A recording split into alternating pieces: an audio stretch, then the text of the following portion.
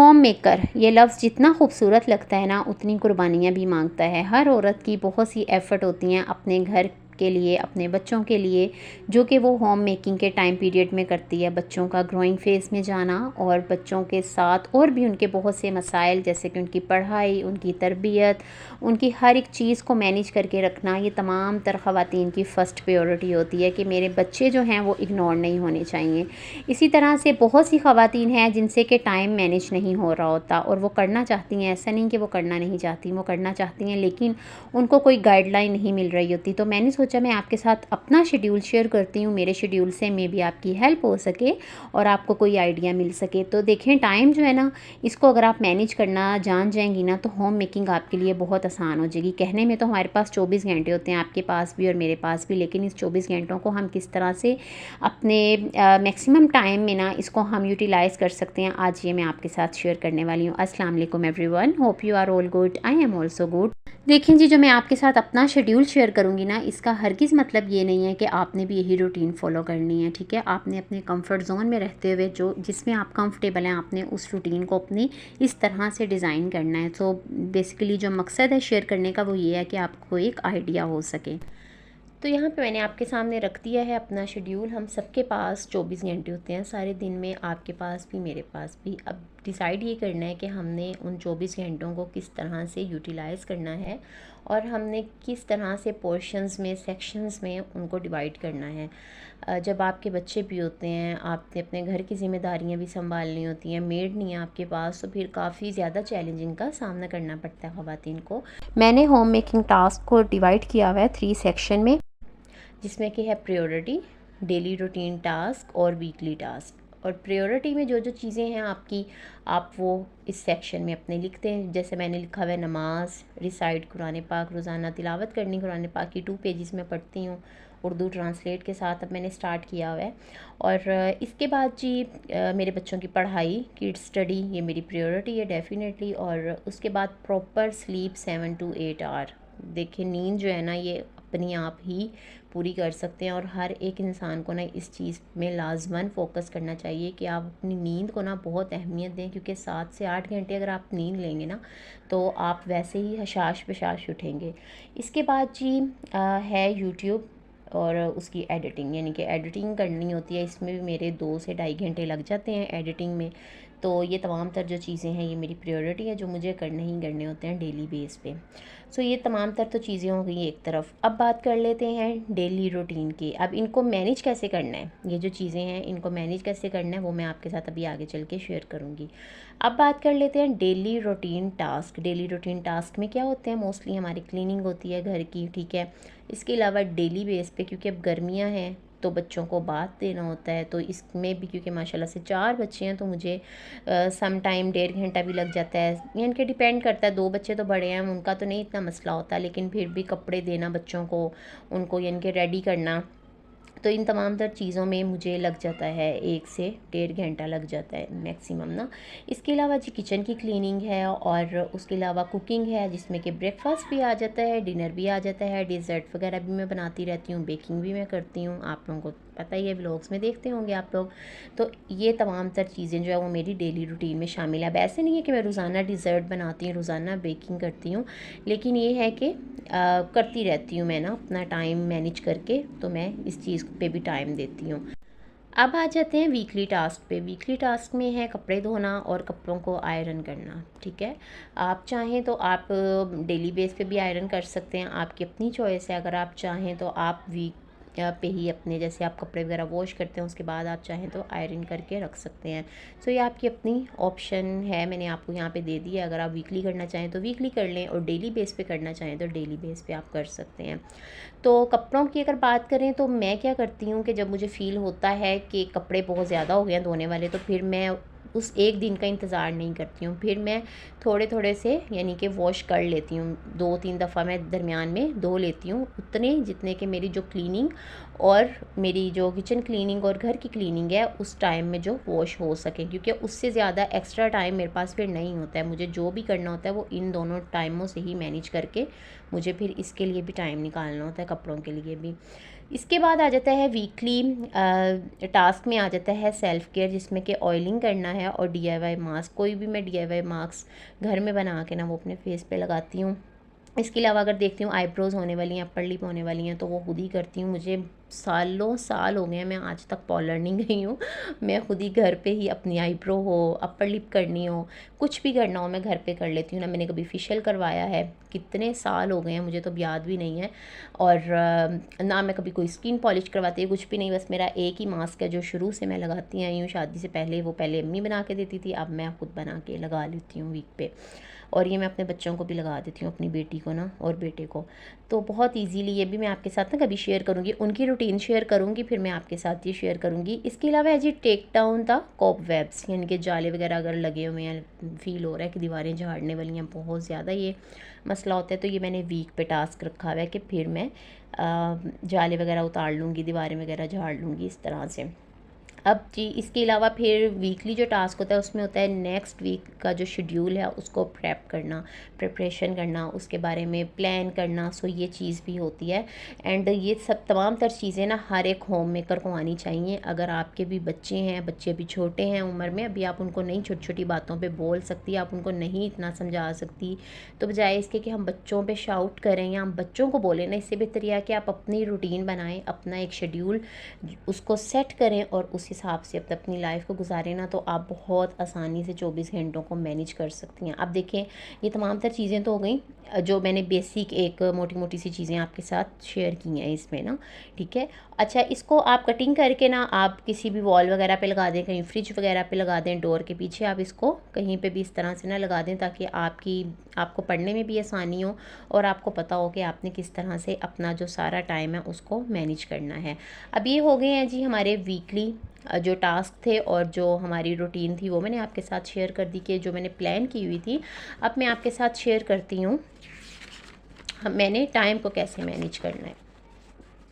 Okay जी, 24 hours को divide सारे दिन में अब मैं करूँगी जी 4 में, क्योंकि मॉर्निंग रूटीन है, इसके अलावा आफ्टरनून रूटीन है, इवनिंग रूटीन है और है नाइट रूटीन। अब सबसे पहले जो मॉर्निंग मेरी होती है ना वो 4:30 से स्टार्ट हो जाती है और ख़त्म कहाँ होती है 10 बजे, 10:30 बजे, 10:15 बजे, मैक्सिमम ये टाइम है। और 11 o'clock सोए होते हैं हमारे घर में सब। सो चलें स्टार्ट करते हैं 4:30 से। 4:30 to 6:30 इसमें मैंने नमाज और कुरान पाक डेली जो 2 पेजेस होते हैं वो पढ़ने होते हैं तफसीर के साथ।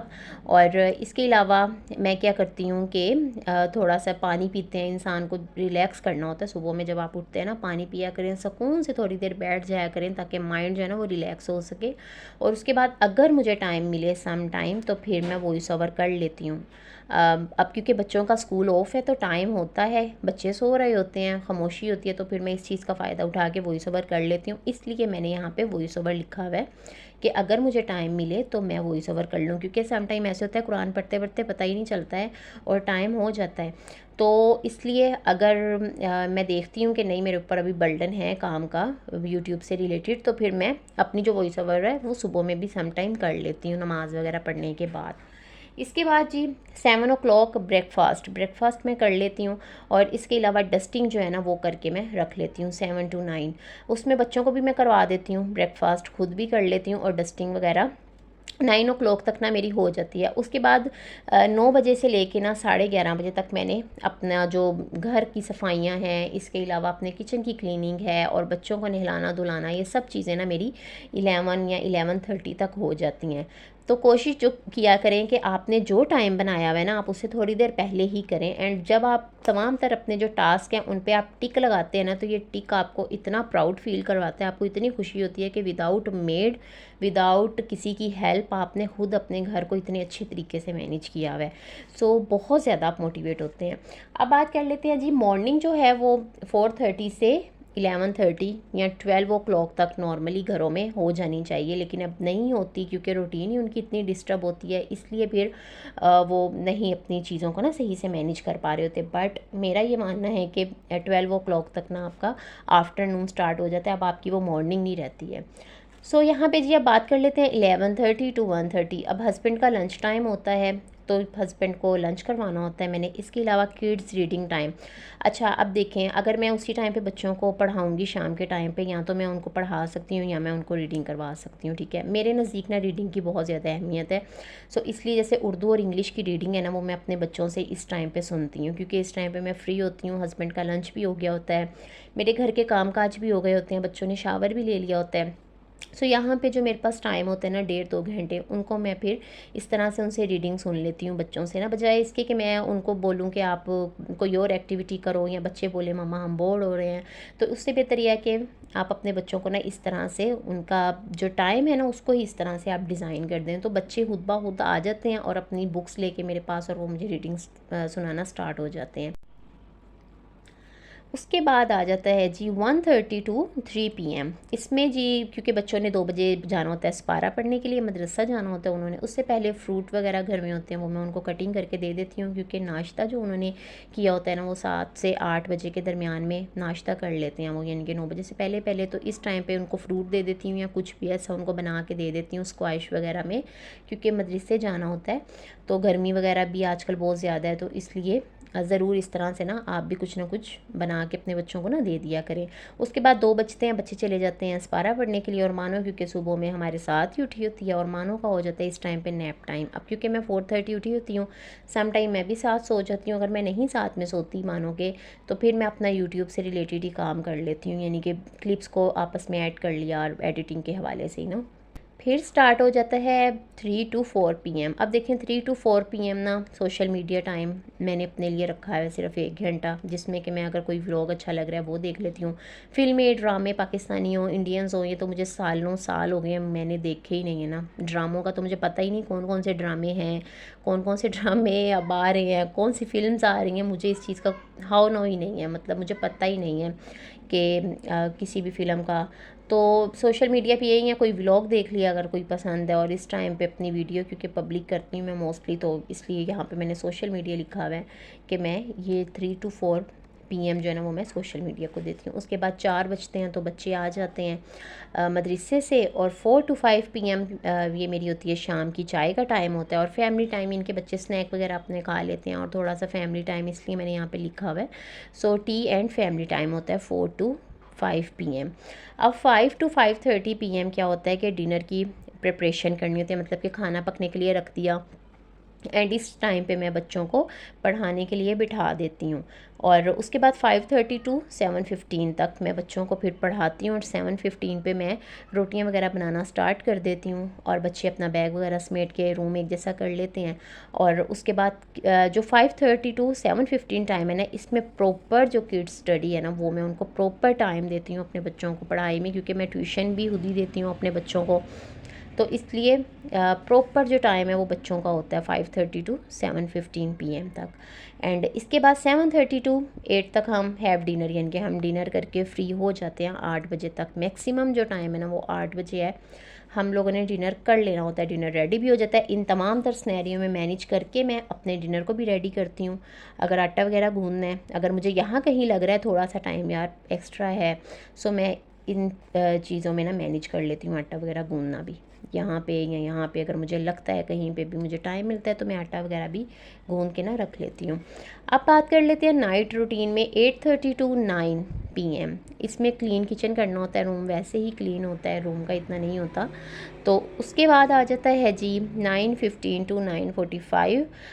बच्चों ने खाना वगैरह खाया होता है, थोड़ी देर बैठ के बच्चे अगर अपना खेल रहे हैं खेल लेते हैं, वरना फिर मेरे साथ बैठ के ऐसी बातें बातें करते रहते हैं। उसके बाद मैं बनाती हूँ अपनी to do list next day के लिए, एंड फिर करने होते हैं ब्रश वगैरह करते हैं बच्चे, एंड 9:40 टू 10:15 हम सो जाते हैं। बच्चों को सुलाने के लिए मैं लेटा देती हूँ कि बस अब आप सो जाओ, आपका दिन जो है वो ख़त्म हो गया है।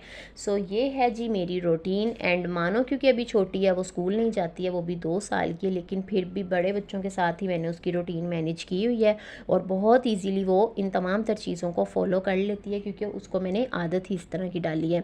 सो आपके भी घर में अगर छोटे बच्चे हैं ना, तो आप क्या कर सकते हैं, आप उनको उसी तरह से लेके चलें जैसे आप अपने बड़े बच्चों को रूटीन में लेके चल रहे हैं ना। इससे क्या होगा कि मदर्स जो है ना वो बिल्कुल भी टायर्ड नहीं होती हैं, छोटे बच्चों को अलग टाइम देना पड़ रहा होता है, बड़े बच्चों को अलग टाइम देना पड़ रहा होता है। तो अगर वही रूटीन होगी और वही रूटीन छोटे बच्चे भी फॉलो करेंगे ना, सो आपके पास काफ़ी टाइम बच जाता है, मैक्सिमम टाइम बच जाता है। अब यहाँ पे अब आप खुद रियलाइज़ करें कि इन तमाम तर चीज़ों में चलें, यहाँ से तो आप छोड़ें ना, यहाँ से आप 1:30 से या 12 से आप स्टार्ट करें। आप कितना टाइम सोशल मीडिया में वेस्ट करते होंगे उसको देख के, सोशल मीडिया को, है ना।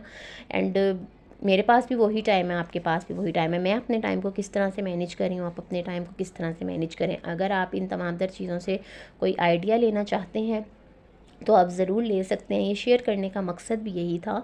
सो आई होप जी आपको मेरी ये आज की वीडियो अच्छी लगी होगी। इंशाल्लाह आप भी इस तरह से अगर अपनी रूटीन सेट करेंगे ना, तो बहुत अच्छे से आप अपने टाइम को मैनेज कर सकेंगे। जब आपको ये टाइम मैनेज करना आ जाएगा ना, तो आपकी लाइफ इतनी ईजी हो जाएगी, बहुत ही आसान हो जाएगी आपकी लाइफ ना। सो बस टाइम को ना मैनेज करना सीखें। और इसमें मैं भी स्टार्टिंग में थोड़ी सी आपको डिफ़िकल्टी हो सकती है, बट जब आप इस चीज़ में अमल करना शुरू कर देंगे, स्ट्रिक्टली इस चीज़ को फॉलो करना स्टार्ट कर देंगे ना, तो फिर आप बहुत ही ज़्यादा मोटिवेट भी हुआ करेंगे एंड आपको फिर अच्छा भी लगेगा प्लान करना, और अपने दिन को बहुत अच्छे तरीके से आप गुजार सकेंगे।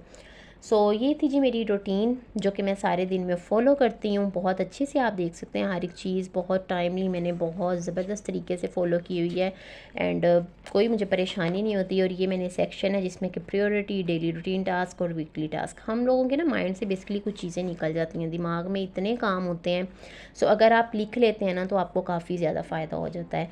सो मैं तो यही कॉपी मैंने बनाई हुई है, और मैं इसी में ही अपनी तमाम तर जो चीज़ें हैं वो लिख रही होती हूँ। यहाँ पे भी पता नहीं मैंने क्या क्या लिखा हुआ है।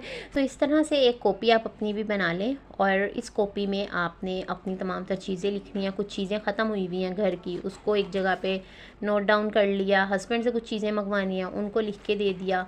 सो काफ़ी ज़्यादा ना आसानी हो जाती है। तो आई होप आपको आज की वीडियो अच्छी लगी होगी। वीडियो अच्छी लगी हो तो लाइक कर दीजिएगा, चैनल पे न्यू है तो सब्सक्राइब कर दीजिएगा। इंशाल्लाह मिलूँगी नेक्स्ट व्लॉग में। अपना बहुत ख्याल रखिएगा, दुआओं में याद रखिएगा। अल्लाह हाफिज़।